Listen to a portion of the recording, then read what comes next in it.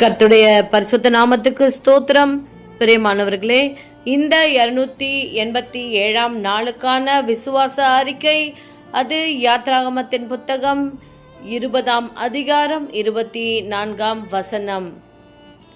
நான் என் நாமத்தை பிரஸ்தாபப்படுத்தும் எந்த ஸ்தானத்திலும் உன்னிடத்தில் வந்து உன்னை ஆசீர்வதிப்பேன். ஆமென். பிரியமானவர்களே, நம்ம எந்த இடத்துல இருந்து தேவனை தொழுது கொண்டாலும், அவருடைய நாமத்தை சொல்லி கூப்பிட்டாலும், அவரை ஸ்தோத்தரித்தாலும், அந்த இடத்திலே அவர் நமக்கு வந்து உதவி செய்ய, நம்மை ஆசீர்வதிக்க, நம்மை உயர்த்த வல்லவராயிருக்கிறார். விசுவாச அறிக்கை செய்வோமா? ஸ்தோத்திர ஆண்டவரே, ஸ்தோத்திரம் தகப்பனே. அப்பா, இந்த வார்த்தையின்படியே ஆண்டவரே, நாங்கள் எந்த இடத்திலே உம்முடைய நாமத்தை உயர்த்தினாலும், ஆண்டவரே ஸ்தோத்தரித்தாலும், புகழ்ந்து பாடினாலும், ஆண்டவரே உம்மை கூப்பிட்டாலும், நீர் வந்து அந்த இடத்திலே எந்த விதத்திலே எங்களுக்கு உதவி தேவையோ அந்தபடியே எங்களுக்கு உதவி செய்து எங்களை ஆசீர்வதிப்பீர் என்று முழு இருதயத்தோடு விசுவாசிக்கிறோம். ஆமென்.